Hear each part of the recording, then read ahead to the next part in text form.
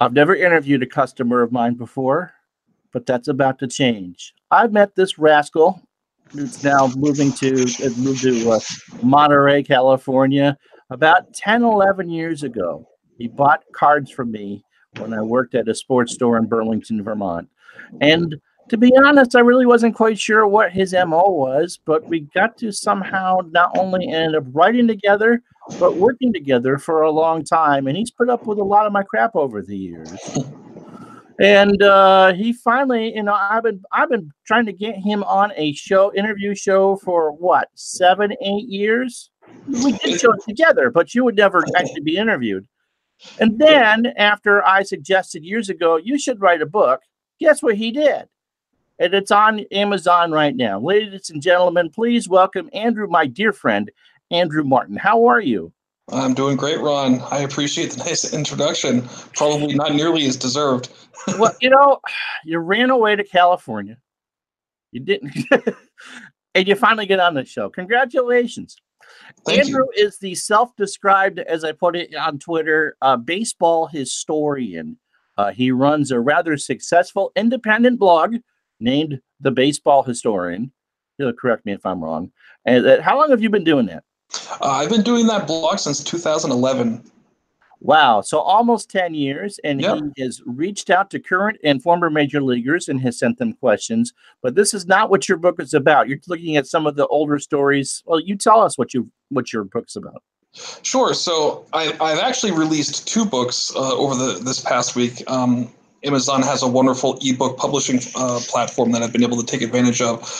So the first one I did is a book that's a collection of interviews with a number of former Major League players that I've had the pleasure of interviewing and in some cases meeting over the years. That's called The Archives of the Baseball Historian. And it's about 124 pages of, literally a little introduction to each player and then just some really good interview material. These range from anything from Carl Erskine right up until the present, like a Scott Sauerbeck, who was fairly well known for being on the Red Sox a handful of years ago. Pat Mahomes Sr., the father of the current Kansas City Chiefs MVP quarterback, but a former decent journeyman pitcher for a bunch of teams. And then I also just yesterday released The Troubled Life of Rogers Hornsby, which is a look at a lot of different brushes with the legal system that this really talented hitter had throughout his life. I did a little research and discovered that, like, time and time again, he was showing up in the newspapers, being the target of investigations, lawsuits, that sort of thing. And so I decided to look into that in a lot more depth, and was surprised at what I found. And that was originally published from your blog too, right? Correct. So you've taken some of the best work that you've done over the years and thrown it together so people can see it. Let's go back to, you've obviously been a baseball fan for a long time. What got you in the writing process? What made you want to start to write? To be honest, I don't know if I can pinpoint anything specific as to what made me want to write, but the idea of being able to have a forum for my thought process to be outside of my head, I think has always appealed to me. And so writing has just been something that I've always gravitated towards. And ever since I was a child, the idea of actually writing a book had appealed to me immensely. Okay. And so when did you it didn't start with your baseball blog. You actually did your senior thesis on baseball? Yes, so I actually have a master's degree in history, and the focus of that master's degree was on baseball, specifically baseball history. So at the University of Vermont, I did my thesis on the impact that the Boston Red Sox had on race, ethnicity, and community identity in the first half of the 20th century.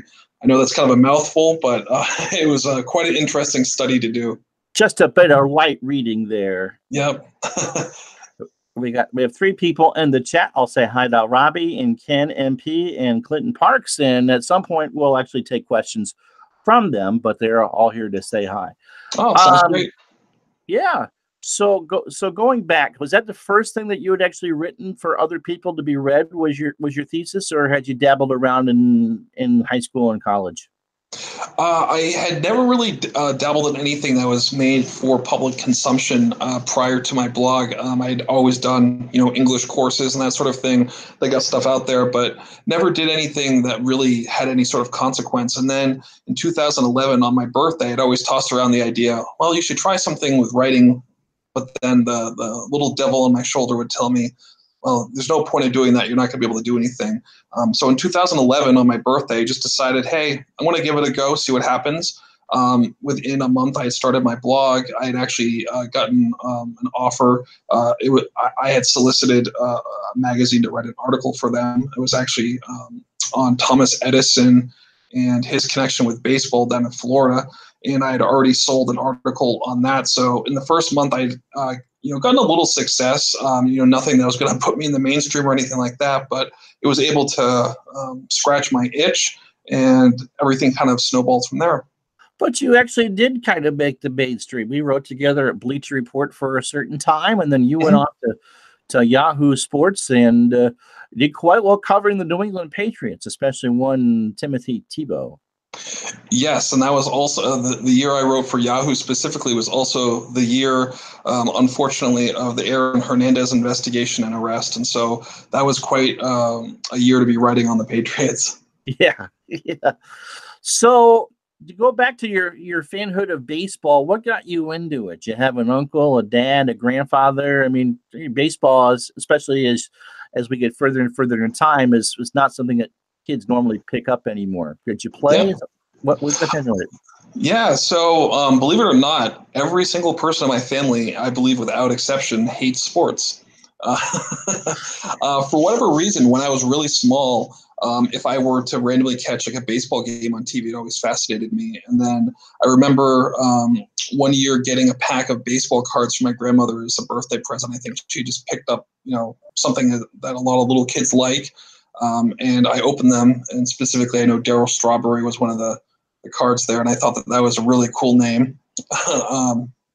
And it just went from there. And so as I investigated more aspects of baseball, playing, reading about it, it just really fascinated me. And so I grew up just reading tons and tons of books on baseball. I love to play wiffle ball and Little League and that sort of thing, and kind of became engrossed in the sport that way. Okay, and so I know know when you were a child, the Red Sox weren't necessarily the best team in the world in that particular era. What made you, outside of just living in New England, into a Red Sox fan? Well, I think proximity really was the main component of that, because growing up in Vermont, my family got exactly 2 TV stations, with one of them actually coming in, and that was a local NBC affiliate that occasionally showed Red Sox games. And the other piece of that was listening to games on the radio, of course, which local stations carried the Red Sox games. The announcers, in typical radio fashion, had amazing voices and ways of narrating the game that really appealed to me. So I think those are the two main reasons that the Red Sox really appealed to me. And then not too long after I started rooting for the Red Sox, they appeared in the 1986 World Series. Of course, that didn't quite go as planned, but No. it was exciting nonetheless up until the end. It was very exciting until the end, and I'm still in therapy from it. But that's what happens when you blow it on national television when you're 14 years old. But So did you have you mentioned Darryl Strawberry. Did you have a favorite player as little Andrew? I've never really had a favorite player. I've had players that appeal to me more than others through the years. Nomar, during his run, was a great player to watch. I always thought Mo Vaughn, as a fellow beefy guy, was quite a treat.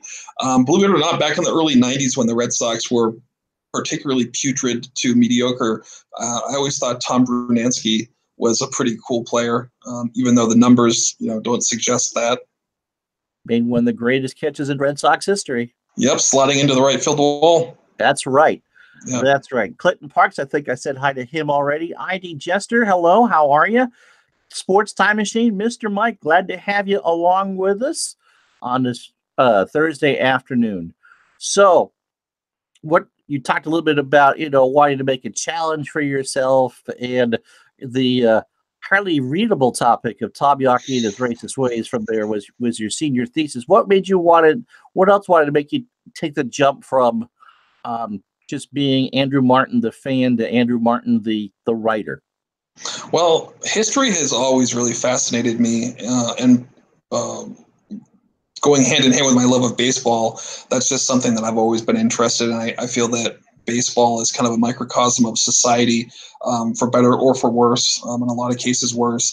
I've always enjoyed looking at and analyzing numbers, and of course, in baseball, there's no end to the amount of ways you can evaluate and scrutinize and that sort of thing. And they're still inventing new stats. And I know a lot of people think that the new stats ruin or negatively impact the game. I think that as long as you take them in an appropriate dose and don't make them the end all be all, I think that they're actually quite entertaining and can give a lot more perspective about what we're watching. It's kind of curious that you say that, because when I covered the Washington Nationals, because of Daniel Murphy, they got into launch angle. And to me, that made a lot of sense. You can hit lasers right into outfielders' gloves, or you can hit home runs. And if you know how to control that, then you can hit home runs. And it is all about winning. What's your take on, have we reached the point where it is analysis, paralysis by analysis in baseball? I think it can be if a team or even an individual or casual fan take it too seriously. Math, as it relates to baseball, is not a finite thing, but I think math can be very helpful. And so these are all tools that I believe it would be kind of foolish to not take into consideration and explore, especially if you can find some results that back that up. And so I think what we're talking about, not only is math, but science, finding ways that you can prove your hypotheses. And so in baseball, it's such an interesting sport, and it's so difficult to evaluate any sort of edge you can get by using numbers. I see as a positive. But you're a big story guy. You're not. Oh, I woke up the cat. You can see Andrew knows Emily quite well. Andrew's known Emily since Emily was a baby, and Emily does her best to ignore everybody that's in the camera. But you're a big story guy. What era to quickly change kind of topics, what era of baseball interests you most? Sure. To go back to what you just said, I absolutely am a story guy. In baseball, it just seems to me that there's so many stories out there. Obviously, they're not necessarily hidden stories, but I believe that there are a lot of forgotten stories. And in many cases, these are things that may not, at the end of the day, be a huge thing, but I find them to be entertaining, and I really love uncovering them and bringing them to light again and kind of exploring them further. In particular, I really like anything prior to around, I would say, 1950. I'm certainly open to anything that's of interest, but particularly going back to that era and before really interests me. Why so? Why so compared to now? I mean, there's still a lot of personalities in today's baseball and all that, but why specifically pre-1950? Yeah. To be honest, I'm not sure if I can really pinpoint that. I think that history in general that is outside of my own frame of reference, and I'm not trying to insinuate that I was born around 1950, because that's certainly not the case, but anything that's outside of my frame of reference where it's harder for me to kind of envision what's going on in society at the time, what's going on in people's heads, that's always been a little bit more fascinating to me. That's interesting. You just did the little single story on Rogers Hornsby. Yes. You and I have talked before about a certain player that was so nasty to his teammates that he ended up killed in a plane, or got bumped in the head and got in the plane. And do you remember that story? Yes. I'm trying to remember the player's name. I think he was on the Dodgers. Is it Lon Warnke? Well, I don't want to. I can't say for sure what the name is, but it wasn't a name I knew, and I would know that name. Yeah, but basically the crux of the story is a player that was on a small plane, and at some point during the flight got aggressive with the flight staff, and they ended up hitting him over the head, I believe, with a fire extinguisher. And during the ensuing struggle, I believe the plane crashed. But it's things like that. This was a young player, but certainly not a star. So over time, a story like that gets buried, but is the kind of nugget that I really like to uncover and bring back to the current baseball history forum. Yeah. No, absolutely. And they're fascinating stories, and now more of those older newspaper clippings are becoming free through grants and stuff. So there's more of that to be found Mhm. out there.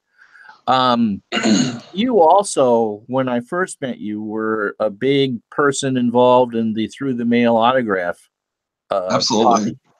hobby. Explain that, and you get some of your story ideas from that too. Yeah, absolutely. So, going back to a seventh grade in English class project we had was writing a professional style letter to anyone we wanted. And so, of course, I decided to write to athletes. And, I sent out probably a handful to various athletes at the time. It was winter time, so I think I focused on basketball players. And I know I wrote to Dee Brown and Larry Bird. And even though in retrospect it was likely almost 100% not authentic, the first response I got was from Larry Bird, who sent Really? me, yeah, he sent me, or whoever replied to the mail sent me a signed index card. And then about a week later, this was the same year that Dee Brown won the slam dunk competition and did the famous shoe pump with his Reeboks. He sent me back a signed poster. And so at that point, I was hooked.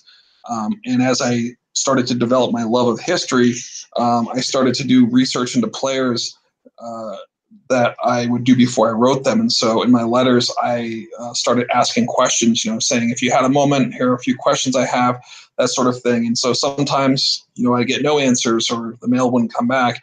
Other times I might get a one-word response, but then a variety of other times I would get perhaps a phone call or a 2 or 3 page written letter.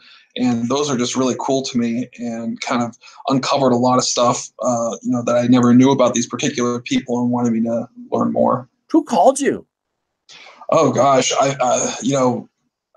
over the years I've spoken over the phone. I would say conservatively with 300 to 400 former players. Wow. And so I'm trying to think of various names. Carl Erskine is one of my favorites that come to mind. He spent over an hour and a half on the phone with me talking about all things Dodgers and baseball and whatnot. And one of the interviews I did with him was actually in that first book, The Baseball Historian Archives. But a variety of former players, Steve Keeley, who was a relief pitcher, Ed Mickelson, not necessarily a lot of Hall of Famers, but or any Hall of Famers per se, but a lot of interesting people like that. And I'm trying to think of some other folks, but it's been so many over the years and such a treat. Len Konecki. Konecki, okay, that's what From I the thought. Brooklyn Yeah, Dodgers, yeah. as someone who's trying to harass, not really harass you, puts in there, and that's great. But yeah, that was when we talked about. I didn't realize it was that money. That they must feel grateful that people remember them, and you're younger than I am, so that means that you're Mhm. younger than 47, and I think you're about 6 or 7 years younger than me, right? Yes, that would Yeah. be accurate, Oh, give or take. give or take. Does someone have a round birthday coming up? No, that may have already happened. Okay, that may have already happened. But those older players must be tickled pink that because obviously you were younger when you started, if you started in middle school, Hmm. to have someone even recognize them. They must have been just ecstatic to talk to you. Yeah, I mean, I think that there's a lot of reputation out there, even for older athletes, that athletes can be aloof or not that approachable. And, certainly there, just like anyone in society, there are folks that are like that, but there's also a lot of really engaging and open former athletes, baseball players out there that are willing to answer questions, even for someone like me, rapidly approaching middle age. But some of the stories that would come out would just be really amazing. I won't go into the specific names just because I don't know if it's something that they necessarily want to divulge, but some of the stories that come to mind are a guy who played very sparingly for, I believe, the Detroit Tigers in the mid 1940s and had a dispute with his manager during his first year in the majors about playing time, and literally never got another chance again, that he was able to connect back to that dispute with the manager. And he told me, 70 years later, how much he regretted, being so brash as a young person and doing that and not kind of knowing his place. Had another person who ended up, he was a pitcher who pitched just under 4 seasons in the major leagues, who later on in life had some financial struggles and fell outside of the protocol for Major League Baseball pensions. And so I helped him get connected with some of the Major League Baseball folks, and ultimately got a little bit of, not a full share pension because he didn't meet the requirements, but got him some relief there. And he told me some really incredible stories, including, 1 year towards the end of his actual Major League career where he was struggling to make a team and was essentially assaulted in the locker room by someone that put him into a headlock and threw him into a locker, after pulling his uniform up over his head. And so he never knew exactly who did it, but he always speculated it was one of the pitchers that he was competing against for a spot on the team. So things like that you don't necessarily see in the papers and you don't see in the textbooks. And again, we're not talking Babe Ruth here or anything like that, but totally fascinating. I think I remember you mentioning to me once. That's fascinating. That's a hell of a story. So does it, obviously, when you get reaction like that, it must just deepen your love of the sport and trying to find out the history. Oh yeah. Finding out those types of things and seeing what led to them and what the aftermath was are huge motivators for me when I'm doing my research. Very good. And so you still do do you still do the through the mail, the TTM? I stopped doing that a few years ago. It was pretty time consuming. Now I still try to make regular, although not as much as in the past, but regular time for writing for my blog and whatnot. But the through the mail has stopped. And honestly, I had done it for so long that I was starting to run out of people to actually write to. Because over the years, I had collected thousands and thousands of autographs. We're talking 20 plus years of doing this. And obviously not just baseball players, but through all the sports and probably some Hollywood people. Absolutely. Yep. To get any good stories from any other, actors or actresses? No, I would sometimes apply the same questions and research to, those other sports and venues, but I really focused on baseball for that. Okay. Yeah. Sad news today. I just told you beforehand that the Seaver family has announced that Tom Seaver has dementia and has immediately retired from public life. He's actually in your neck of the woods now. Mm-hmm. Seaver was probably a little bit before your time.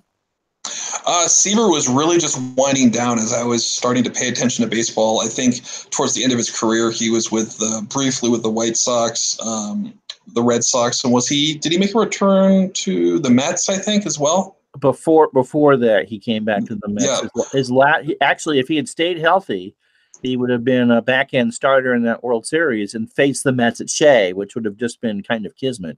Yeah, but 86 was last year. Yeah, I certainly missed the best of Seaver. What I remember, the brief times that I saw him, play on TV live, he was, in his 40s, thick-bodied, and didn't really resemble the same pitcher he was that made him a Hall of Famer. Yeah, I can tell you all about being in my late 40s and thick-bodied. That just kind of goes from there. You talked a little bit about collecting. I know you're a baseball card collector. Obviously, that pack with the Darryl Strawberry kind of led you down the primrose path of cardboard. Do you have a prized possession from that, or? I know that. No, actually, when I most recently moved, I shed myself of all collectibles in terms of baseball cards, and so over the years, I never had anything that was truly like that great. Like a 51 Mantle or anything like that. That would be tremendous, but. It was so much volume that it was time to go, but I do still pay attention to the hobby, and I think that I still have a number of boxes at my parents' house. But unfortunately, I think those are all like late 80s tops and things like that. Yeah, if you're making a fire, they're great material. But. No, Sports Time Machine. He's not going to make that. He will not make that. I think the plan now is the Mets are going to try to scramble to get a statue up for the 50th anniversary this summer of that World Series of '69. Oh, that would be nice. Yeah. The Seaver family will be involved with that somehow, but he's not coming out. What was that? Oh, that would be an ice machine. That would be your ice machine. Yes. You moved out to California and you're already making margaritas at 2:40 in the afternoon. You people out there. Modern baseball. What do you think? What interests you most about the game today? What intrigues you? What excites you? What makes you want to check online to see what's going on outside of your fantasy teams? I think for me that the most interesting component of today's game are the stats for sure. To me, it seems that the players don't have as much noticeable character, and by character, I'm not talking about integrity. I'm talking about flair. And I think that's also in part because of how they're covered by the press. The press used to be a lot closer to the players, and I think use a lot more colorful language to describe them. The press now certainly covers more private aspects of players' lives, but to me, right now, it's certainly the stats. The stories don't seem to be there in the same way. It's very rare to see something that is reminiscent of something you would have seen, 50 or 60 years ago. Something I saw yesterday, though, actually reminded me of that. I believe the Detroit Tigers just signed a player that they got from a tryout camp they ran. Tryouts in baseball, those just don't seem to happen anymore, at least without. Ever. Yeah. So that was interesting to see. It doesn't bode well for the Tigers. Probably not. But I guess to some extent, tryouts do happen, just not stateside. I think Jose Altuve is an example of a player that was signed through a tryout. I'm not sure off the top of my head where he's from, but I remember that story because I think due to his size, he kept being told to go home, and he kept coming back, and eventually, of course, got signed, and the rest is history. It was with Alexander Bogaerts. They were looking at his brother. Mm-hmm. Someone I've interviewed. Yeah. Oh, is it? Yeah, Jair. And he was the one that they were after. And here's my little brother. Please look at him too. And like, oh, okay. And there he is. He stole the show at the 2013 World Baseball Classic, and of course is with the Red Sox and will be a free agent soon. Yeah, they're twin brothers too. Are they twins? Yep. Yeah. Yeah, you've also done a lot with minor league stuff. You lived a little closer to the minor league team that was up the hill than I do. You went to quite a few of the games. You got to see a lot of the prospects. Is that type of baseball something you enjoy more, seeing people who are kind of hungry for it? Yeah, I really do. The atmosphere is much more relaxed, and it's also a lot more unpredictable.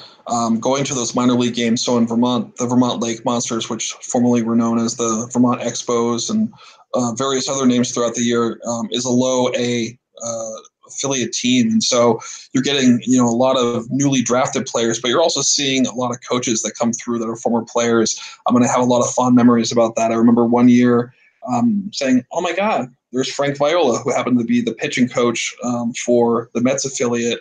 And he ended up, I approached him and asked him to sign a card, which he did really graciously. And then I asked if he would answer a few questions. And, the guy's a former Cy Young Award winner, so I was expecting to be shot down. But instead, he said, let's go sit over there. This is before the game. And we sat in the food concession area for, 20, 30 minutes. And he let me ask my questions. And he was just really forthcoming about his time in baseball, including, having to put up with Kent Herbeck's flatulence and different things like that. But Viola is another guy whose interview appears in the Baseball Archives book that was just published on Kindle this week. So walk us through the book. You've interviewed a lot of players, obviously. How did you choose which ones to go into this collection? Sure. For this particular collection, I tried to pick interviews that had a little bit more depth and substance to them, because sometimes players are obviously more or less verbose with their answers. I always like to have as much detail as possible because to me that tells a more complete story. So that's what I chose. And I've had some players that have been really wonderful in terms of being generous with not only their time, but their recollections. And that really improves the quality of the story to me. One that stands out that was actually fairly recent and appears in this collection is Vance Law, former infielder that played in the late 70s into the 80s. Featured him in the game last week, as a matter of fact, on this channel. Yep, and his dad was a wonderful pitcher, Vern Law. But Vance took a lot of time and care and really gave me a great interview. And so I was trying to get interviews like that into a collection, which I thought would be a lot more rewarding for the reader. hopefully some of these. What kind of reaction do you get from the players after you publish an article about them? Well, I always try to send them a link so they can see what I've posted. I've actually never had any negative, knock on wood, negative reaction. I try to, sometimes I have them write down their answers, and sometimes I've conducted them over the phone, so I'm transcribing. But I always, of course, try to be as accurate as possible, and I've had a lot of great reactions. I know one time I had interviewed Troy O'Leary, the former Red Sox outfielder, and ended up getting a really nice note from his wife, who insisted on giving a financial donation to my blog because of the piece. And so that was really cool. Yeah. So these are modern players who are grateful that someone reached out to them. Not that you should go harass your local, major league in your neighborhood where you're watching, but that seems to be the case. That you seem to have, even with a younger as in your age to my age, retired, that they're just grateful that anyone remembers them. Yeah, I mean, and sometimes it's not even just that they're grateful someone remembers them. In some cases, they're certainly well known enough that that's not a problem. They're just good quality people. But my mantra always is, you miss 100% of the shots you don't take. So I want to ask people if they're willing to talk to me. And if they say no, that's fine. I'm going to move it along. There's no reason for me to harass them. But if they say yes, that's great. And in some cases, it really turns into a really awesome product from my standpoint. A great example of people that aren't really interested, we have players, of course, that are kind of done with baseball or done with that whole interview or media thing. Is earlier this year, I had reached out to Jared Weaver, who is a pretty darn good starting pitcher with the Angels. Bright guy, too. Yep.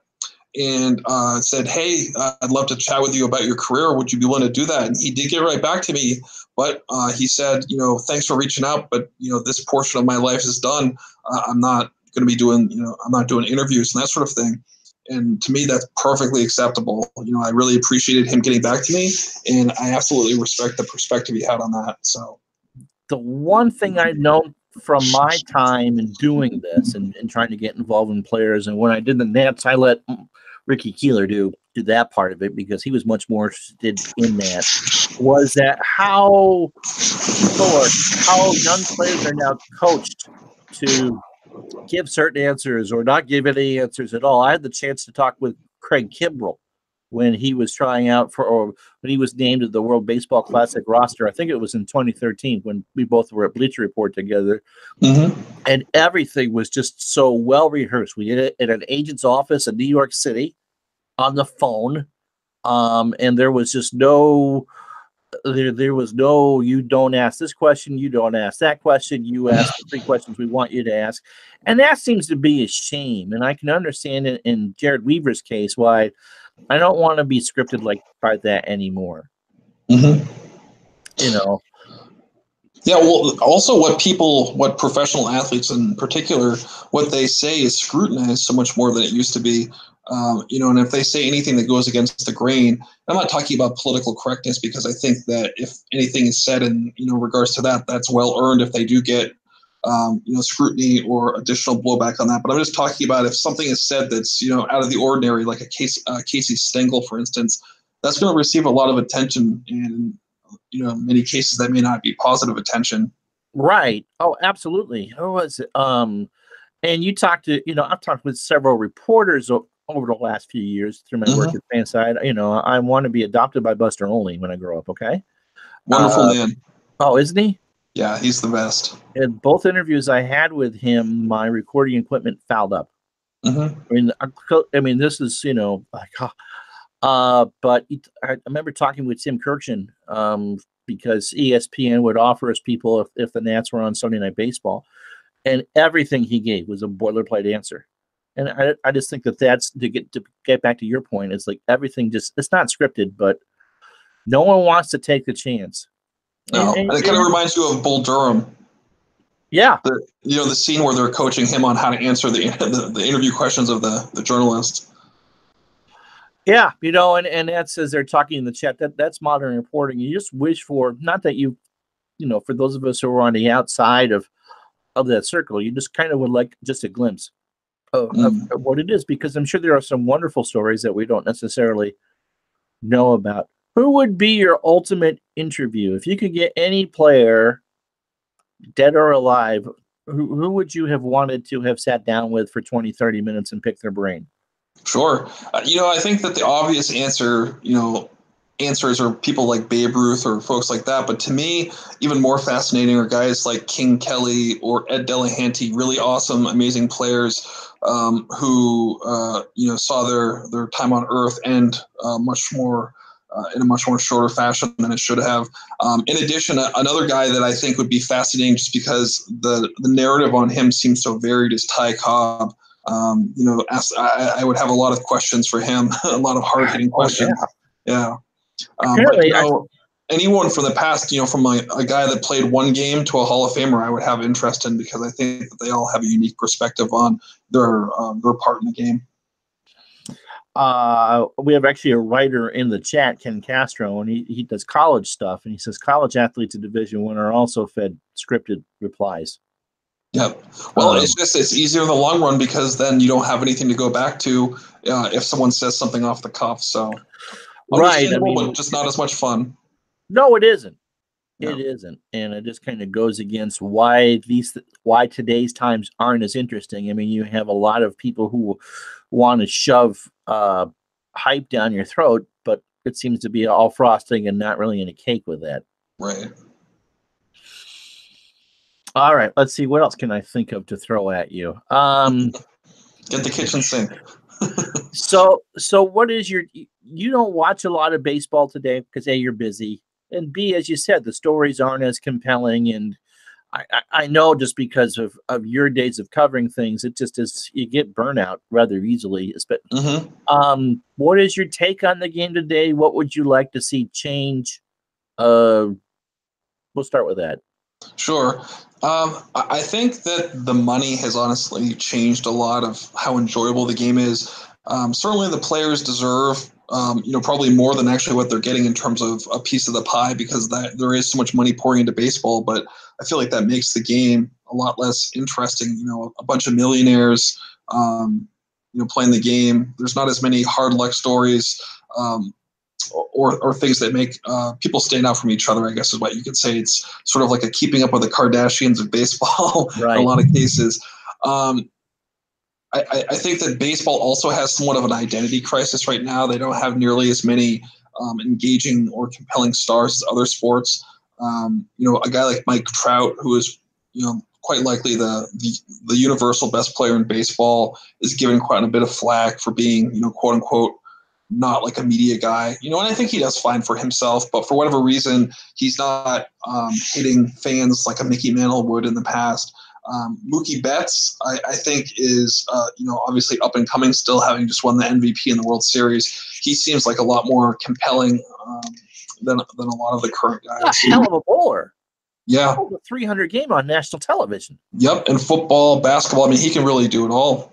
Because he was going to play football, I think, at the University of Tennessee and also basketball, if I remember correctly. Getting back to Trout, I mean, those of us here in the East, and you up until this year would have said the same thing. The Angels don't get any publicity, blah, blah, blah, blah, blah. Then you go look at their attendance figures, and they're drawing 3.5 or 4 million people a year. Mm-hmm. Do you think for someone like Trout, who's a free agent in 2020, that coming East, especially to his hometown Philadelphia Phillies, would put him in a bigger spotlight? It's possible, but how much larger of a spotlight are you going to get than just outside of LA? And so if it's not happening there, where is it going to happen? I could see his profile certainly changing if he were on the Yankees, but I don't know if there's really any other team that would really impact it that greatly. Right now, it sounds like the recruiting that's being done by Bryce Harper is they want to bring him to the Phillies. I'm sure every other team would like to bring him on board too, but outside of the Yankees, I don't know if I would really see his profile expanding too much by changing teams. All right, you bring up Bryce Harper, and of course Manny Machado, who was in San Diego, and we all know where Mr. Harper went. For me, I mean, the process just dragged out way too long, and you can look at the contract that Harper got and went, "Wow, Philadelphia actually got a bargain." But you look at the numbers, going, "Why is anyone worth that?" Where is this process broken, and how can it be fixed? Because you can't be going into March with your biggest player unsigned. There are too many loopholes right now in terms of free agency and service time and that sort of thing. A slightly less covered story, but certainly something that's out there, is how Vlad Guerrero Jr., who seems to be a universally considered major league ready player, is going to be sent down to the minor leagues to start the season. And of course, the Toronto Blue Jays, the organization for which he plays, has been saying, straight out, oh, he just needs a little bit more time. However, as soon as his service time, which I think is about 2 weeks after the start of the season, is up, so it would give them another year of control, I can guarantee you they're going to bring him up, which is what happens with a lot of top prospects. Chris Bryant. Yeah, exactly. That's a perfect example. But the manipulation of service time, regardless of what people say, there may not be meetings happening behind closed doors or anything like that, but there's certainly ways to impact the free agent market by driving down costs, which I think has been happening lately, where teams are just not going after free agents the same way that they used to. You can get a guy like Adam Jones, the outfielder, who is most likely on the downside of his career right now. He's probably looking at a multi-million-dollar salary, but is his impact on the field going to be any greater than that guy at AAA that might be 28 years old but hits 30 home runs a year? Why not give him a look? And so I think the teams right now are not as invested in looking at free agents, and that's what's driving down the salaries and also making the market, because I think we still have dozens and dozens of unsigned players out there with the season about to start. It's March 7th as we're doing this, yeah. And when they had collusion in the 80s, it was so bad. I'm sure you've heard the story that Andre Dawson just basically he just handed the Cubs a check and said, just fill this out.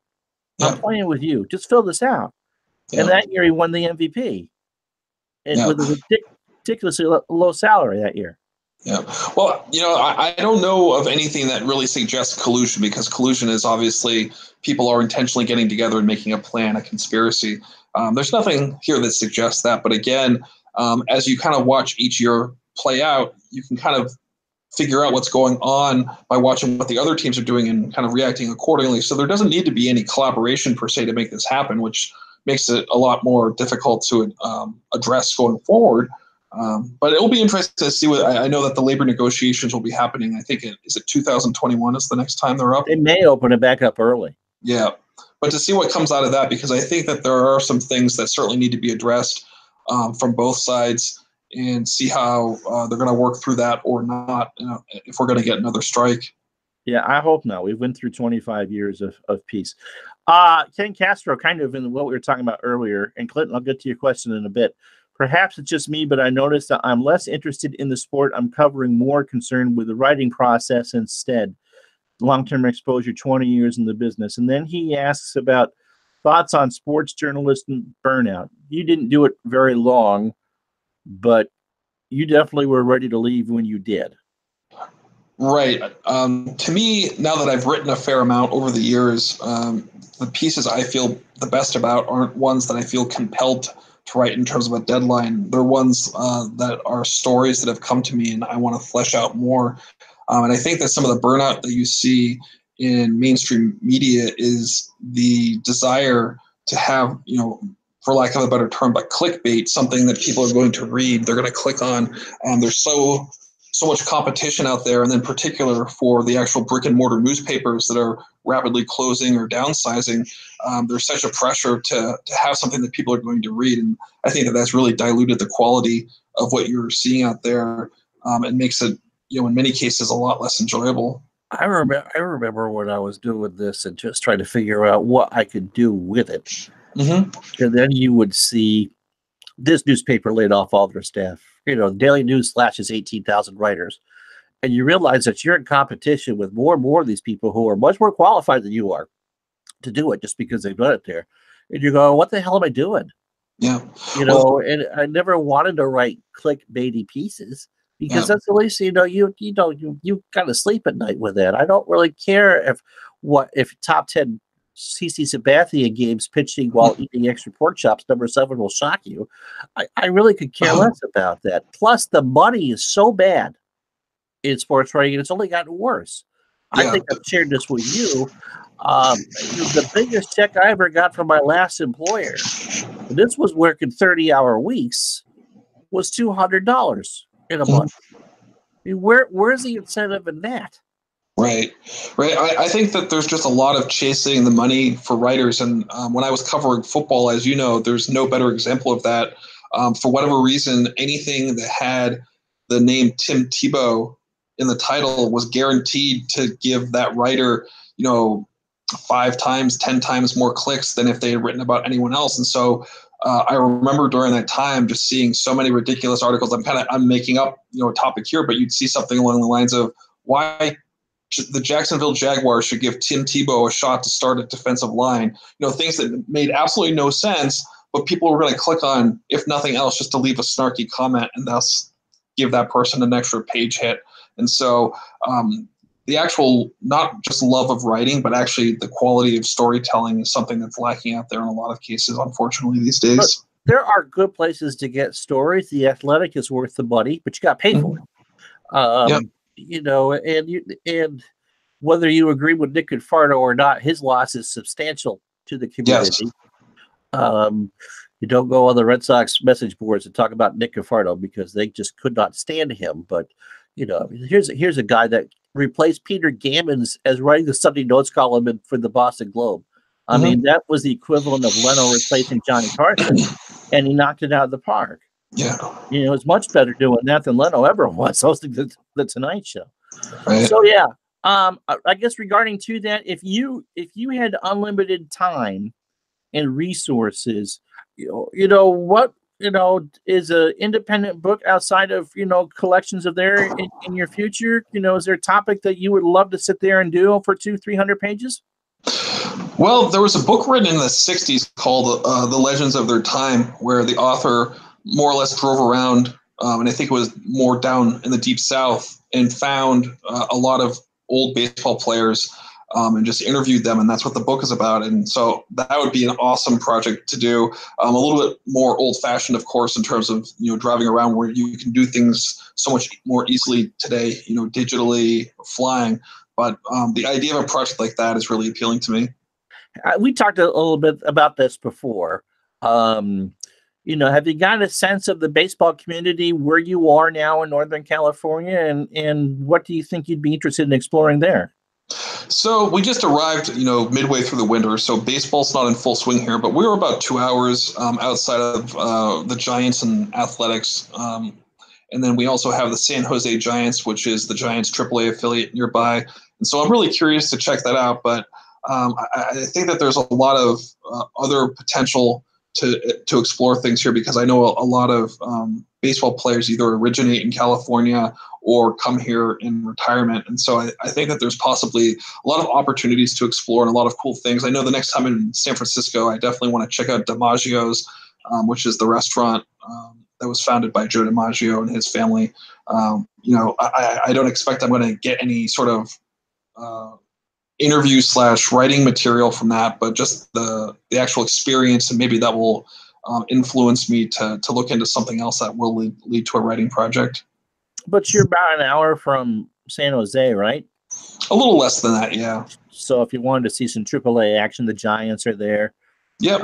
Fresno is probably more of a haul for you to go see because the Nats screwed up and got stuck there for the next 2 years. Right. Getting lots of things in the chat about modern day baseball rules. So I'll ask, because people are being patient, what's your take on the designated hitter? I've always been fine with the designated hitter. I know that for proponents of National League play, they don't like how that impacts that. But to me, I really don't have any interest in watching someone hit that has a career batting average of .073. I think it adds a little bit more excitement into the game to have a designated hitter, and it also saves some wear and tear on the pitcher. So I'm all for it. The fainting couch is now getting used in the chat. I knew your answer to that. We're both American League, but we're both American League guys, and so we're used to it. Yeah. All right, ID. Thanks for coming in. Let me see other possible rule changes. Pitch clock. You in favor of that or no? That's a tough one. I'm not really sure how I feel about that. I do think that in some circumstances the game needs to be sped up, and there's really no need for a pitcher to stomp around on the mound for a couple minutes between pitches. But I don't know if a pitch clock is going to be the most effective way to do that. I think baseball keeps chasing this ideal that if they can just whittle a few more minutes off the average length of game, they're going to get more fans. But I mean, I think that baseball is not a game for modern times. Anything that takes more than 2 hours is just not something that's easily consumed by this generation. It's a radio game. It's absolutely a radio game. We talked about it at the beginning. You became accustomed to it when Ken Coleman was the lead voice of the Red Sox. And if you saw a couple of games on TV that weren't done by Vin Scully, then it was Ned Martin. Right. And Ned was very sparse with his language on television, and that you just can't let things breathe now, or then that you could then. Yeah. What rule changes, if any, would you make in the game? Oh boy, that's an interesting one. One thing that maybe a minor rule change, but I'd love to see the ability to trade draft picks, like what happens in the NBA. I think that would spice up a little bit in terms of player movement. Something in terms of safety, I do like the fact that they've extended the netting to avoid some of the horrible accidents they've had. But I also hope that we don't get to the point where the game has to be kind of played in an enclosure because the interaction between the players and the fans in terms of reaching into the stands to grab a foul ball and that sort of thing is part of what makes baseball unique, in my opinion. And what about the older stuff that you've taken the time to research do you wish was in the game, outside of characters, which we talked about? I just wish that the stories were there. To me, finding out who's dating Katy Perry is not on the same level, as the guy that was a bare knuckle boxer in Texas and rode the trains up north and end up, getting signed by a baseball team. It just doesn't compare to me. That's salary cap. I honestly don't know. Now that we're seeing multiple people, and I think we're now at 3 with Machado, Harper, and Giancarlo Stanton having $300+ million contracts. Something's going to have to happen because there's going to have to be a cap at some point. If Harper, who is a good player, but I don't think is a great player, at least not at this stage, can get that kind of money, what is a 27-year-old Mike Trout going to command? Is he going to get $500 million? And what's that going to look like if you're, there is the luxury tax, which is kind of a de facto salary cap for a lot of teams. If you're having one player who at best, at his best, if you believe in the worst stat, Mike Trout is responsible for, 10, 11 wins of your team, it's really worth paying him a quarter of your salary or your payroll, rather. I'd love to see Trout get more publicity. We talked a little bit about that earlier. But I think if you do a cap, as was suggested, you got to do a floor. You got to force these teams who are getting all that money to spend and not pocket it. Yeah, well, if you want to go back to the rule change, now that we're talking about money, I think something else that really needs to be looked at is how minor league players are paid. The guys that can make it up to double or triple A, may end up making $30,000, $40,000 a year, which isn't great, but at least it's something. But then you've got players at the other levels that, I'm hearing make, if they're lucky, $800 a month, $600 a month. 1170 is what I read. Something the other day. Someone who didn't get any money for spring training because you only get paid to play games, had to go to extended spring training because he was hurt or recovering an injury, played, I think, 6 weeks, made $1,170, and the season was over. And so that was his entire salary for the year. You can't live on that. No, you also have to keep in mind, right? And you also have to keep in mind that depending on the player, their ability to stretch the money may be completely different. For someone that's born here in the U.S., it may be a lot easier for them to figure out ways to make that money stretch. But for players that are foreign-born, that could be a whole different story. I remember during my time going to Vermont Lake Monster games, hearing about Latin players who spoke very little English and were being housed by volunteer families. Were having issues because they would report to the team and would be so hungry that they ended up having to move them. And it wasn't that the family was treating them poorly. It's just that they had an inability to communicate because they didn't speak each other's languages. and the players didn't know how to ask for food or thought it was rude. And so there's just a lot of situations like that in the minor leagues where the players are not only not getting enough money, but they're also not getting the attention they need to make sure. We're talking about guys that are 18, 19, early 20s, and they just don't have that social capital, especially if they're struggling or don't know the language to ask for what they need. Yeah. Yeah, no, that's all very true. And I like the idea of trading draft picks. What was the other one that people? Oh, the three mandatory three batters for a pitcher. I'm on the fence about the three batter minimum. I can see that. If it wasn't for MLB's concern about the length of games, I don't even think that they would be touching that, because there's never been any sort of real limit on substitutions before. So I think that that's really coming out of their desire to not lengthen the games. Okay. What other sports are you interested in? What have you covered? What do you follow? Sure. The two sports that I follow the most outside of baseball would be basketball and football, and I don't follow them too closely these days, but I do keep up with the box scores and the headlines and that sort of thing. Grew up a Celtics fan. The Celtics of the 80s were an amazing team to watch, with Bird, Parrish, McHale, DJ, all those guys. And then football, I grew up a Patriots fan, and this is actually way before they were the Super Bowl juggernaut they are now. When they were the Patsies. The Patsies, we were lucky to get 2 or 3 wins a year. And the game has gotten a little bit less watchable, in my opinion. All of the dramatics over things like that.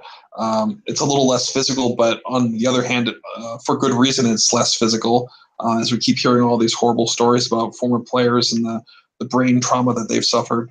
Yeah, I mean, that's one of the reasons why I stopped watching as much. All these players when I was 13, 14 years old who kept getting CTEs and dying or offing themselves or dead at 53. Like, oh my God, I mean, I did the 78 replay on this channel, and, the amount of players that are gone from that. Now it's been 40 some odd years, but still, they're just... And I also think that the NFL, the way that they've handled certain things like, players of color and Colin Kaepernick and domestic violence are really appalling and have not been a very good look for them at all. Yeah, no, oh, absolutely. Especially with the domestic violence, because that's just such an easy thing to. But that's an American problem, not necessarily not just an NFL problem. Mm-hmm. So you decided to assemble this into a book for yourself, and I didn't put the link in there. I guess I will put it in. I can't do that now because I'm talking to you. Well, the easiest way, if you're looking for the links to both of my books are on my Twitter site, or on my Twitter page, rather. I sound really my age by calling it a Twitter site. My Twitter handle is Historian Andrew. And give me a follow if you'd like. I'd love to see you on there. And that's where I post my writing content and also have the links to the books. And then my blog is where the books are also existing. The links to them is it's baseballhistorian.blogspot.com. Okay. Walk us through you decided to do this, and 2 hours later you had something online. So if anyone actually has something that they want to publish or along that line, walk us through the process of dealing with Amazon and getting it done. Sure. So it's writing a book had always been something that I really toyed around with, but didn't really know how to get started. And I had heard that Amazon had a really good platform for that, which it turned out that they do, called Kindle Direct Publishing. And so essentially, if you have the material, they have a very intuitive online system that takes you step by step to getting your material published. And you really just have to kind of easily format your manuscript, upload it, and then it will take you through a click-by-click system to get that done. They even have a great cover builder where you can either upload your own photos, or they can help you in terms of getting that set up. And then after that, once the material is posted, it's all up to you in terms of getting it out there. So that's what I've been trying to do. I have no illusions that I'm going to end up on the New York Times bestseller list, but since this is my first foray into writing a book of any kind, I want to see what I can make of it and hopefully drum up some interest with the readers, because I do think this is really good content. But you were number 7 on the baseball history list on Amazon this afternoon. Yes, things have started off strongly, and so I'm hoping to build off that. And it's kind of neat to see that I am getting some interest. I know that baseball history is a niche field, and so it's not necessarily that there's tens of thousands of people banging down my Amazon door to get the book, but it's nice to see that it's getting some attention within the baseball history world. But don't you think one of baseball's biggest problems overall is that it has such a history fetish? I mean, you look at players today like Max Scherzer and Mike Trout, as we talked about, and Harper to a certain degree, but especially the pitchers like Noah Syndergaard and Jake DeGrom, and he can't go a complete game anymore. He's a bum and all that. I'm not picking on Clinton in the chat or anything like that, but just because you're endlessly compared to Bob Gibson or Mickey Mantle in Trout's case or that. I mean, don't you think that hurts the game today, that everything is compared to 40, 50, 60 years ago? I could definitely see that hurting the game, especially since with every passing year we're getting, I believe, fewer and fewer people that actually know who these players are that they're getting compared to. So when an announcer says so-and-so reminds me of Bob Gibson, I'm sure that there's a lot of people at home, which is really unfortunate, but they're saying, who the heck is Bob Gibson? Yeah, no, and that's true. But then again, Paul McCartney can go on a talk show and someone can sit next to him and say, who the hell are you? Right. And that just kind of blows my mind. Yep. All right, I will open it up to questions from the floor. We've taken some already, but if you have a specific question for Andrew Martin, now is the time to do that. We'd love to answer your questions as we have. So in the chat, Robbie's still with us. Al, Red Sox fan, thank you so much for spending some time with us this afternoon. It's weird to look at myself in a mirror image. And she can go on the answering machine. I know she's coming. So let me see. What else can I ask you? You're not familiar with gaming, because that's the one question I got. And you've talked about, well, what is it exactly that you do? Obviously, if you didn't grow up with gaming and stuff, you look at stuff I do in the channel and go, what the hell is it that you're doing? So do you have any questions of me? You can ask me what the hell I'm doing. I can ask you what the hell you're doing? Sure, you know me. Well, I have thought it's really cool that you've gotten into the replay thing, and I think that you've been putting out some amazing broadcasts of that. What I guess the question that I haven't asked you yet that I'm curious about is what got you interested in that in the first place? Because it seems like a really vibrant community and a really cool thing to do. We have a very good community, a very good community of people. And but I had been doing this for years. I like you. Oh, that woke up the cat. You can see Emily now. That woke up the.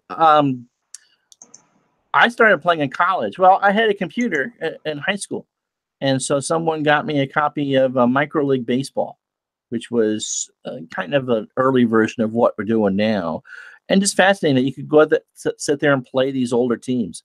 And so, how the hell the 69 Mets win 100 games? Well, you put them against the greatest teams, and you pitch Tom Seaver, and you understand why that they did so well, because they could just pitch like crazy. And so, I guess for me, it kind of started with the history part. And then when I was in reason number 17,999, why I flunked out of Linden State College, was was in a baseball league, was in a hockey league, had bought a basketball game, all cards and dice type stuff. And it's just, as with you, it's a sense of immediate history and why are these players so good? And you do the math with sound on them, and flash forward to, 30 years later. And, it's just a chance to, I think when people talk about history, baseball history, they're most in the 40s, 50s, and 60s, because that's what we heard about as kids. And to bring back the 70s and 80s and do the same thing. It's not that I want to be stuck in that given era, but, it just brings, some of it's bringing back good memories, and some of it is just to give people an exposure to what was some pretty good ball, different era. Yeah. What era seems to be the most popular for calling replay games? When I did the 82s, this baseball season I'm doing now, we put up a poll, I put up a poll, asked people for suggestions for seasons, and I ended up with 5 good ones. It was, I think, a 60 season, 76, 78, 82, 87, and I think there was a modern season in there, and 82 won. So people actually asked, but I think it's, if you're in your late 40s, early 50s, like most of the group is, you tend to be doing what you wanted to do as a teenager. I think if you asked our parents what they would do, it'd be 50s and 60s. If you go to kids today who maybe don't find Madden as satisfying or MLB The Show, they're going to say today, there's going to be a bunch of people who are going to look at Steph Curry and Tom Brady and go, man, I miss that. All right, questions. Who's Randy Luxembourg asks, who do you like better, Gehrig or Fox at first base? That's a good question. That is a good question. I think overall I would have to go with Gehrig. Overall, he was the more complete player to me. Fox, of course, from a story standpoint, I've always been a little bit more fascinated with him. He obviously had Gehrig had the horrific end with ALS. Jimmy Fox choked to death on a piece of meat. It's stories like that, really tragic, but are really interesting. Fox also played for Connie Mack, who's one of my all-time favorite managers. And so if I was building a team, I think I would go with Gehrig. But Fox was really interesting, and boy, he could really hit the hell out of the ball.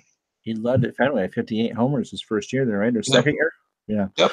Clinton Parks asks, what do you think was the most transitional decade in baseball? Oh, wow. Your listeners certainly have some good questions to throw out there. Yes, they do. To me, the most transitional decade would be the 20s, which I think was the bridge that you would see that you saw happen from the dead ball era, modern baseball, yeah, right, to modern baseball. And of course, that was with Ruth hitting all the home runs that led to a lot of other players, changing how they swung a bat. But you also saw some more modern things. The minor league systems really started to become more of what they are now. Branch Rickey, of course, did a lot of that. But I would say the 20s. The other piece that can't be ignored as well is, though, I certainly don't believe it was completely cut out of the game after 1919, but gambling was certainly done on a much lower level. And I feel like overall started to be impacting baseball less after once we reached the 1920s, rather. Dale Lonsdale asks, if you were going to build a team, who would you draft first? Who would I draft first? Well, I know Casey Stengel, when he took over the Mets, drafted Hobie Landreth, a journeyman catcher, because he said, well, you can't start a team without a catcher because who's going to chase the ball after the pitcher throws it? I wouldn't start with a catcher, but I would start with someone that would be potentially of benefit on both sides of the ball. And so I would say, tentatively speaking, relative to era, it would be Babe Ruth, because not only was he obviously one of, if not the greatest hitter of all time, but he was a pretty darn good pitcher. Underrated as a pitcher. Right, kind of an old-time Ohtani. So would Ohtani, if you were to start a team today, would Ohtani be your pick? If I was to start a team today using modern players only, it would not be Ohtani. I'm not going to pick a guy that is coming off Tommy John surgery. Okay. But, yeah, it would probably be Mike Trout or Mookie Betts. I don't think you could go wrong with either player. Trout has obviously done it for longer in terms of his excellence, but I really like what Betts brings to the field, not only in terms of his five-tool talent, but just a really awesome guy. And obviously coming off the World Series win, a proven commodity when it comes to a winning environment. You stole my answer with Betts. I'm just absolutely in love with the guy. I had a man crush that equals Jim Rice and David Ortiz with Mookie. I would Anthony Rendon, who was my favorite player when I covered with the Nats. He just plays it the right way, quiet leader, and can do pretty much anything that you ask him. All right. Who are 3 players? MP Fox. And I don't know how much YouTube you watch. I'm going to specifically single out MP here. MP Fox and his son are baseball card collectors. They live in the Tampa area, and they actually go to the Trop more than once a year. They're semi-regulars there. And his son is about 8, 9 years old. And the look on, doesn't matter what it is that they open, and some of it's 80s junk, and some of it's the overpriced stuff that you and I used to sell at at our dear friend Jim's store. But the look on this kid's face, every time he either pulls a race card or a name that he knows, is just absolutely priceless. And really just, this is the reason why we fall in love with the sport to begin with. And this dad is smart enough to document it on YouTube. All right. Enough about that. Who are the 3 players that deserve to be in the Hall of Fame that are not in at the moment? And Harold Baines is not going to be one of your answers. Well, no, he's in. He's in. Right. But even if he wasn't, even if they hadn't put him in, Harold Baines wouldn't have been on your top 3. Well, the standards of the Hall of Fame are such, you have players that are voted in through writers. You have players that are voted in through veterans committees, which are also have often acted as old, crony committees as well. So it's hard to really say that there's a standard out there that exists where there's people that are truly not or that are deserving but aren't in. I think that there's certainly people that have compelling cases. The 2 that are fairly obvious but also controversial would be Pete Rose and Shoeless Joe Jackson. Both 2 of the greatest hitters of their generation. Also, both not in because of obvious reasons with gambling controversies. Let me see if I can think of a third one that's really compelling to me. What about you, Ron? Let me think a little bit, and you tell me if you have anyone. Gil Hodges is the first name that comes to mind for me. I mean, he was over in the city of endless stars. He was overshadowed, but he was a hell of a first baseman for the Dodgers, especially when they were in Brooklyn. A big part of a lot of that 53 team and the 55 team.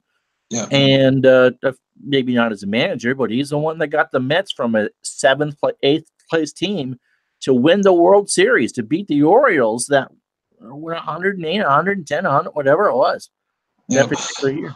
Yeah. Well, I guess keeping with the controversial theme, my answer for the third spot would just be a tie between Barry Bonds and Roger Clemens. I know that there's a lot of people out there that believe that they do not belong in because of PED association. I'm a person that believes the Hall of Fame is not an institution to regulate that kind of thing. And so based on what they did on the field is what I'm going by. And that's why I'd like to see them in. And I think that the way the voting's going, it's starting to uptick in their favor, but we'll see. I think that Rose, Bonds, and Clemens will eventually get in. I don't see Rose getting in while he's alive. And we've all voted in the past in the Internet Writers Hall of Fame, and I've always voted for Bonds and Clemens because they were the best talents in their respective positions before the steroid game became huge. But you couldn't get me to vote for Manny Ramirez. Curt Schilling is an interesting case. Leaving politics out of it, what's your take on Schilling? Deserving or no? If we're going on the field results on the field, specifically I still think that he is at best an on the bubble candidate. He certainly had some wonderful seasons. He was, his bloody sock moment, which may or may not be panned outside of Boston. That was a truly exciting moment in baseball. And then, of course, his work with the Diamondbacks. So he's got multiple championships. He's got that, but just due to the injuries, he never had like a truly long string of dominance. There's a major, I think it hurts him. Yeah, there's a major donut in his career from after the 93 World Series until he got really good again in Arizona, where he was hurt. ERA wasn't good. You got to be able to sustain it. Mike Mussina, I'm glad that got him because I think he deserved it. But Schilling, just a couple, the same with McGuire as far as I'm concerned. Yeah, you could hit home runs, but that's pretty, so could Rob Deere. And no one's putting there. All right. So yeah, Jim Rice got in. That's all I care about. Jim Rice got in. Dale Lonsdale, and I don't think he's the worst person in the hall. Dale Lonsdale asks, would you like to see aluminum bats in Major League Baseball? No. I believe that would make the play too cartoonish. I mean, you might see a guy like Mike Trout hit a 700-foot home run, but it also makes it too dangerous. I know that they use aluminum bats in college, but I just don't think, especially with more fans in a stadium, I don't think that would be an effective way. I also believe that wooden bats are part of the charm of baseball. And not to be too old-fashioned, because you can certainly update equipment as you go along, but wooden bats seem to work just fine. And maybe in a few years when climate change gets a bit worse, we'll want to revisit not using wood for the bats. But for now, I would not switch to aluminum. If it hasn't happened already, I don't think it's going to. I don't think there's ever been a push to do it. And there's something romantic about the crack of a wooden bat, but not really so much the ping of an aluminum bat. Let's see. Randy Luxembourg asks this one: will anyone ever have a 400 season again? In my mind, I don't believe so. The quality of pitching has only gone up. Nowadays it seems like, with rare exception, you have to throw at least 95 miles an hour to even get a sniff at the major leagues. There's obviously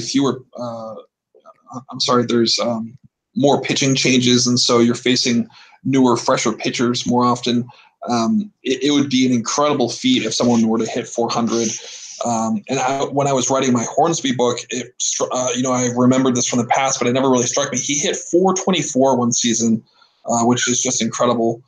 But I just don't see that happen. And I think you can see that reflected in the fact that no one really gets that close. Every now and then we have someone that's, hits maybe in the 350s, 360s. But, we don't even have people in the 380s or 390s since, I want to say, Tony Gwynn was probably the last one that did that. He would have come close if they had finished the 94 season, but we still had a full 2 months to go, or 6 weeks to go. Yeah. So how do you get someone, how would Tony Gwynn or an Ichiro, how would you train a kid to hit like that in a day and age where, as you said, lots of pitching changes, everyone throws hard? This is more of a home run contact sport as opposed to put the ball in play. Let's see what good happens.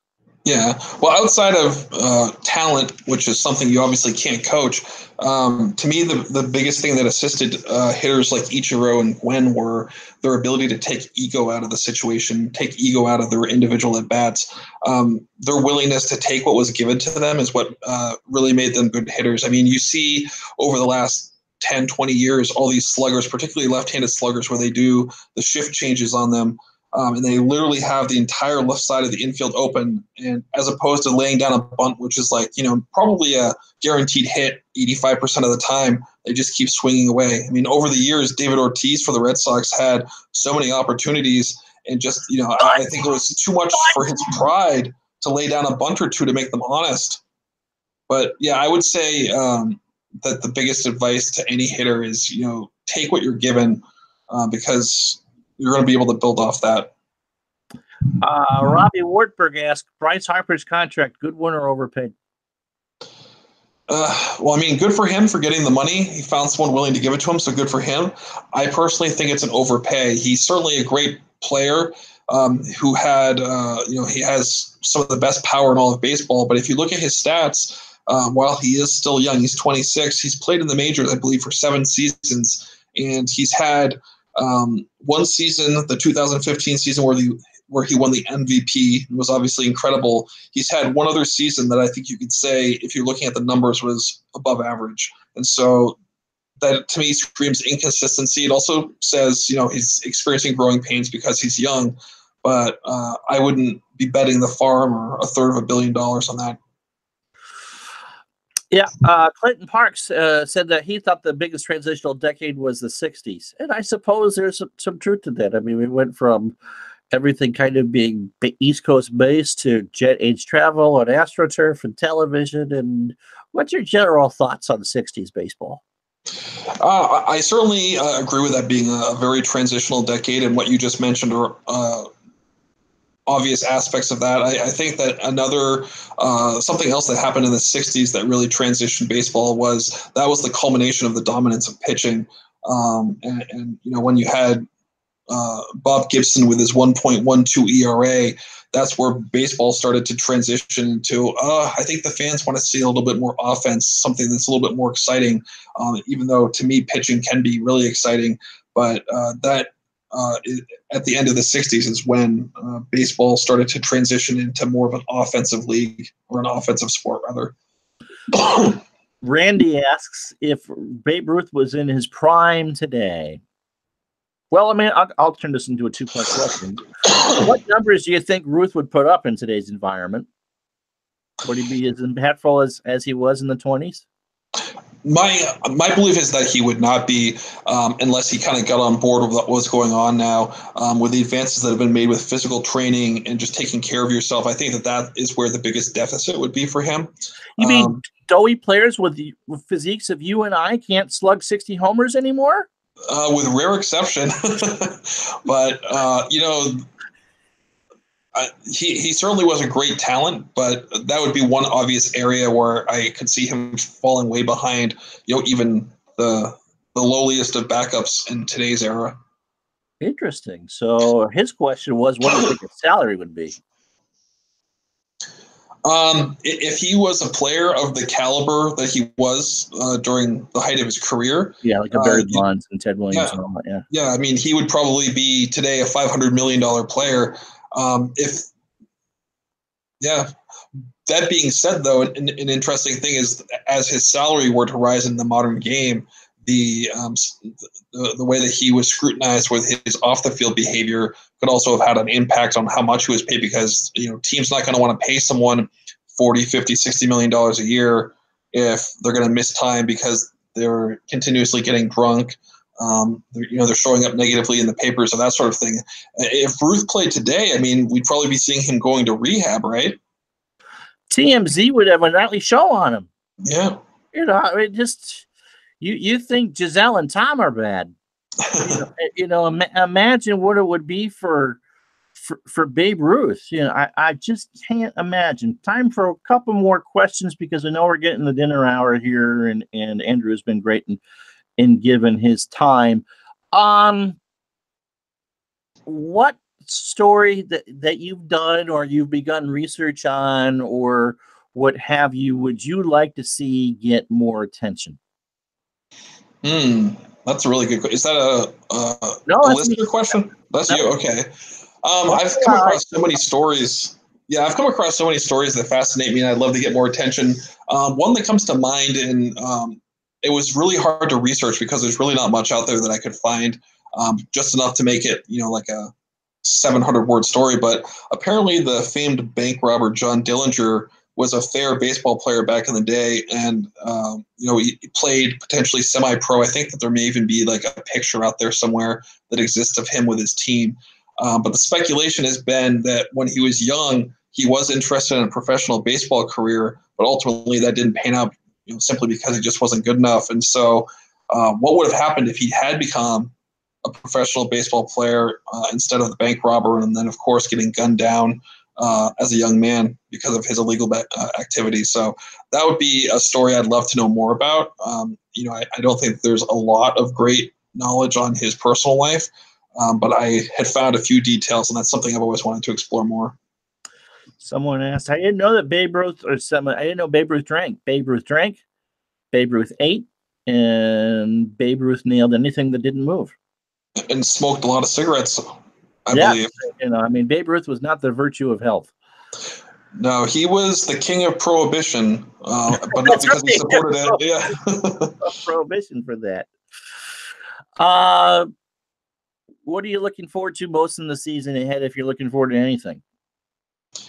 Well, as a Red Sox fan, it'll be really interesting to see, how they follow up their amazing season all last year. I always had this thought in the back of my mind that they were playing on borrowed time and that things were going to kind of come off the tracks at any point, but then they just blew through the regular season and they blew through the playoffs. And so that was really surprising to see.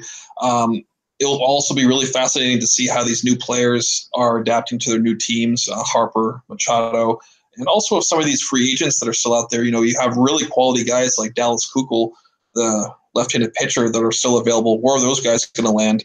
No one wants to give a 3-year contract. I don't understand that. Yeah.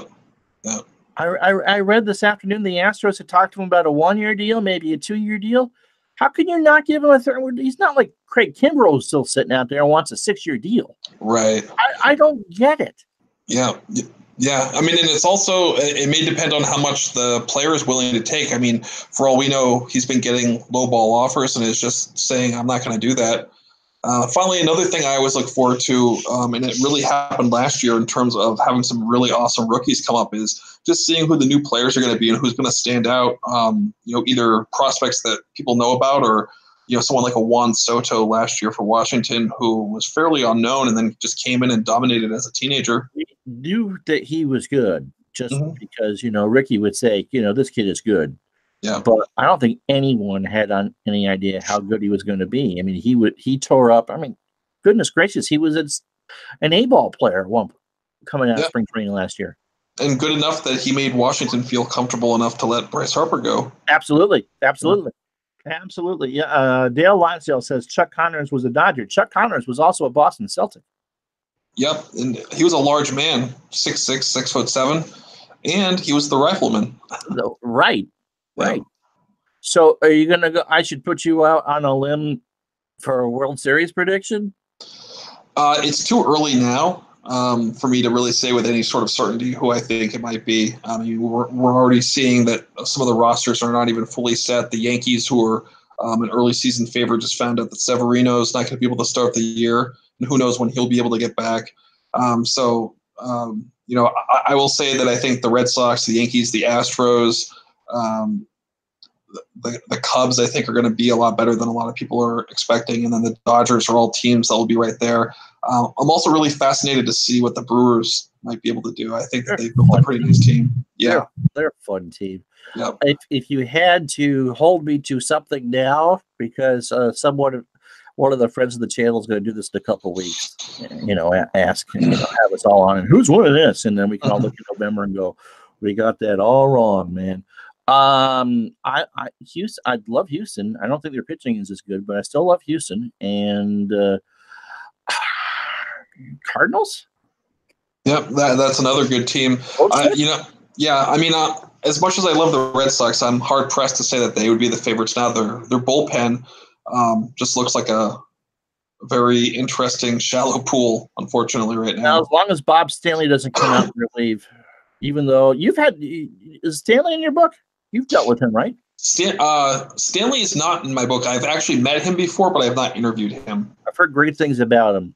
Yeah, seemed like a very nice man. But the sad thing is, if Stanley came out of retirement, he may not be the worst reliever on the Red Sox now this year. And I'm still 47 and can throw a left-handed spitball at 20 miles an hour if you're interested. I can do Florida for that.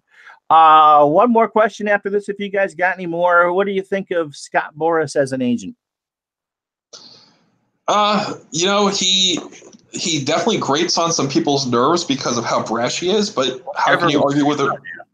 Yeah, but how can you argue with the results? I mean, he gets his players played, and at the end of the day, that's his job. You're right. You're absolutely right with that. I just think that he just over this whole process. I mean, I don't hate Bryce Harper. I covered that team for a year and a half. I'm not the biggest Bryce Harper fan on the planet. I think Washington will be fine without him. In fact, I think there might be some Ewing theory attached to the Washington Nationals now that Bryce Harper is gone. But the way that whole process played out just irritated the ever-living daylights out of me, and I don't even really watch television anymore. Yeah. So it's not like I was glued to MLB Network waiting for everything, but let's get it over with. Interesting side note, though, Boras had a son who was drafted by the Oakland A's 5 or 6 years ago and ended up playing, 2-3 games with the Vermont Lake Monsters, and I think he ended up retiring after that. And I want to say he's working for his father or with his father now. Certainly make more money doing that. Yeah, a little bit. They play baseball in the summertime in Burlington, Vermont. That's a nice park, Centennial Field. Oldest park in the minors, right? I believe so. All right. Let me see if I can think. I'll give you one more minute, guys, to come up with another question. Is there anybody that you've been in contact with that you've actually been genuinely starstruck, kind of afraid to go up to? Because you're not afraid of much of anything. You've approached people that I can't imagine that I would feel comfortable with. But so who would be, who have you talked to that you go, I honestly don't know that I've ever been starstruck by anyone. I feel like I can take no for an answer pretty well. And one of my earliest experiences as a child was approaching Ted Williams with very negative results. And that were you told to go to do something physically impossible? Yes, I was. And I was only 8 or 9 years old at the time, so it was something I hadn't really heard before. But that didn't turn me off from it. So I guess if that didn't, nothing would. All right. Well, we've survived a lot together over the last 7-8 years. My stalker, which I don't want to get into, but is a legitimate story that someone, if they ever have me on, you can ask about.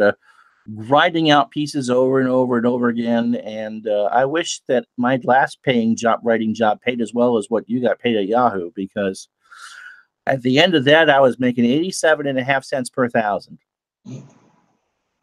Yeah. But I don't miss the stress of that either. So I don't either. The first time I really kind of felt like I've got to do something was when Harper finally signed, because that would be, most of the stuff off the winner. Who cares?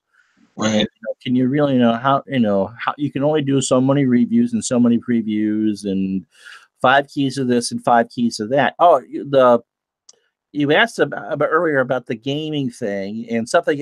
And when I asked the prediction, you kind of gave the answer I thought you would. But back in you're old enough to remember the Street and Smith and Sporting News yearbooks. The stuff was written in December. Here, pick who's going to win the World Series. I love those. And that's the other thing. There was all sorts of ads in those magazines for baseball games. Stratomatic, Ganappa, and that's how we got into it. I know you know about OOTP. Yeah, well, I think you can even argue that the predictions, the stat predictions they did were kind of not really a precursor, but like lent itself to the later replays of baseball, because those forecasts they were making on the stats, I can't imagine were based on anything other than total guesses. And so now replay has a lot of wonderful technology that it can rely on to make it so much more accurate. One of the more pleasant things that we did at one certain point of our mutual careers was chat with Dan Zimborski, who is the creator of the Zips. We usually talk a lot about baseball, but Carvel Ice Cream and Wimpy the Whale came up an awful lot that night. He's a real character. He doesn't follow me anymore. He's also a gamer as far as some of the older games. All right. Well, you've survived, my friend. And so Historian Andrew on Twitter. Andrew has a fan page on Facebook where he posts the latest from his blog. How often are you posting to that now? I've seen some more stuff from that. Sure. My blog usually is updated once or twice a week, always once a week, but sometimes a little bit more often, especially if there's some sort of timely topic that comes around. And so that's pretty much where he's doing some stuff now. And adjusting to the California lifestyle, which is, as he was showing me earlier, is just so nasty. What's your weather there today, so I can officially say I hate you? Well, today it's actually not been, the temperature is enviable. We're in the low 50s. Fight me. Yeah, it's been raining, so that aspect of it. Alexa, what's the temperature? Right now, it's 18 degrees. Tonight, expect a low of 8 degrees. Ooh, sounds nice. I have a Ted Williams for you then when it comes to that 50 degrees. Terrible here. All right. Jason asks how you're doing. All right. Well, this has been a distinct pleasure, and I hope that you continue to do this. I will post the link later for where you can buy his book. It's $3.49 through Amazon. You got to have a Kindle. There are no hard copy things. What's the name of your blog again? So it's the Baseball Historian blog. The address is baseballhistorian.blogspot.com. Both links to my book on the collection of interviews, and then also the Rogers Hornsby foray through the legal process, are on my Twitter and Facebook page. As you said, they're both Kindle available right now. They may end up being paperback available in a little bit, which is another service that is offered by Amazon. I'm just not quite there yet. The Hornsby book is $2.99. The collection of interviews is $3.49. And if you are interested, I would love to have you pick up a copy. I think it's well worth it. But I guess you'll be the judge of that. Andrew's stuff is always well researched. I wouldn't have someone on just for if I didn't think they were experts in their own field. And my buddy in Florida said when I asked the certain speaker device, it set off his and told him his weather too. And ID, if it's 25 degrees, if it's 18 degrees with a low of 8 where you are, I don't feel sorry for you either. He's in the Tampa area. So, all right. So you got someone checking out the site. So thank you so much for being on. I hope to have you on again. Please keep up the writing. And Andrew's always got some good stuff. And like I said, I've known this guy for 12 years now. That's kind of a scary thing. And ID just told me the weather for Florida. And I've got Ted Williams for you too. 64 tonight and 84 tomorrow. You people and your good weather. Yeah. I'll be 84 here that 2 days in July, right around my wife's birthday. Sarah misses you like crazy. And, we'll obviously be in touch. So Andrew Martin and his blog and his book, and I expect at some point in the next few months that Andrew will get the bug and actually write something original and publish it, because he's got lots of good stories and there's so many more things available now. And that's just, it's just great. It's been a pleasure. So thank you so much, sir, for being on the show tonight. Thank you. I really appreciate it. All right. So I'm not scheduled to do anything tomorrow, which is kind of nice. Some Boston Celtics basketball over the weekend. We're going to do them against the Kansas City Kings. And I also noticed that same weekend was the first when Larry met Dr. J game. So I'm not sure what I'm doing, but that's the next two basketball games. Baseball again starts Tuesday. For Andrew, I still have the MP3s of the shows that we did. Bernie Carbo, that was an intense interview. There were so many stories we could have gotten into, but yeah. Let them release those once in a while. So for Andrew Martin, I'm Ron Juckett. Thanks for watching. Hit that like and subscribe if you haven't already, and I'll talk to you the next time.